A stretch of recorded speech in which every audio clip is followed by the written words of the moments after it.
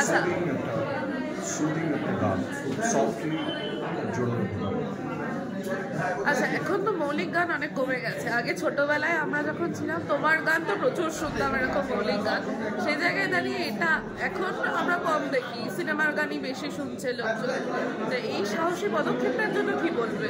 দেখো, বরাবরই আমরা যে বেসিক গানগুলো করেছি সেই বেসিক গানগুলো রিচ সিনেমার গানের থেকে কম ছিল।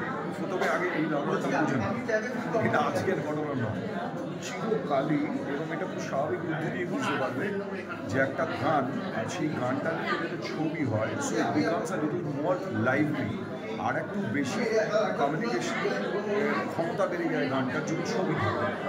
এবং ছবি ইটসেলফ মানুষের কাছে একটা এন্টারটেনমেন্ট মিডিয়া, হিউজ মিডিয়া, যার বিরাট রিচ। তাতে একটা গান, সেটা মান্নাতেই যখন একটা গান গাই ছবির জন্য, সেই গানটার রিচ উনি যখন একটা বেসিক গান করতেন, সে পার্থক্য থাকতো, ছবির ক্ষেত্রে দেখা যেত বেশি। আজকেও তাই, কোনো রকম বদলায়নি। আজকেও বেসিক গান রিচ করে। আমাদের সময়টা যেটা তোমরা বারবার বলছো, সেই সময়টাতে অনেকগুলো কারণ কাজ করেছিল, যে কাজ করার জন্য ইট ওয়াজ আ বুম, যে দেখা যাচ্ছিল ব্যাক টু ব্যাক এক একজন অন্য রকমের ক্যারেক্টার নিয়ে আসছে এবং সে তার গান রিলিজ করছে।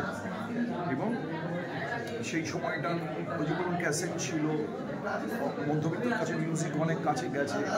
এবং তোমাদের মনে হচ্ছে, তোমরা যারা আমাদের ছোটোবেলায় গান শুনতে, তাদের মনে হচ্ছে তারপরে হঠাৎ একটা মিস করলে দেখলে সিডিটা, এটা পাচ্ছিলাম 27 টাকা, ওটার দাম হলো 110 টাকা। তারপরে আস্তে আস্তে সিডি চলে গেল। সো এই ঘটনাগুলো ঘটতে ঘটতে মৌলিক গান বা বেসিক গানের কোনোভাবে সংখ্যা কমছে না। আমি হয়তো করছি, কিন্তু আরেকজন করছে, কেউ না কেউ করবে, পৃথিবী থেমে থাকে না। কিন্তু দেখা যাচ্ছে যে অনুপমতো অনেকগুলো বেসিক অ্যালবাম, কিন্তু ওর বেসিক অ্যালবামের থেকে বেশি লোক একটু ছবির গানের জন্য মনে রাখছে। এর মধ্যে কোনো অন্য কোনো ব্যাপার নেই। It's not like it's unfortunate, it happens, এরকম হয়। এর মধ্যেই থেকে সব কিছু সব থেকে একটা বেরোতে হবে। আর এই যে গানে একটা অ্যানিমেশন রাখা হয়েছে ভিডিওতে, মানে কোনো নায়ক নায়িকা না রেখে অ্যানিমেশন দ্বারা এটা দেখানো হলো, এইটা কেমন লাগলো? এটা তো উপায় নেই।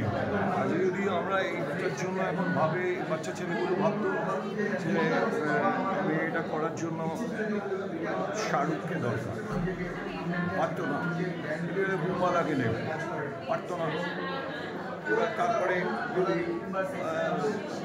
আরও কেউ এখনকার কেউ যা তাকে ভাবতো, তাকে যাতে দেখে দাঁড়াবে বা পারতো না। এবার নিজের মনের মতো জিনিসটাকে গুছিয়ে নিয়ে ওই চরিত্রটাকে অ্যানিমেশন যে সুবিধাটা করেছে, এবং সেটাও খুব সোজা কাজ নয়।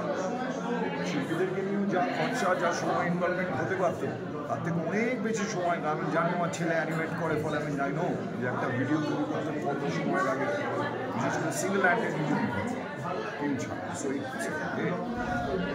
ওই আর কি। মানে তুমি যখন পারছো না ছবি এঁকে ছবিতে বোঝালে, তেমনি এটা ভুল, কোনো অসুবিধা নেই। এই ফর্মটা তো ইটস দেয়ার।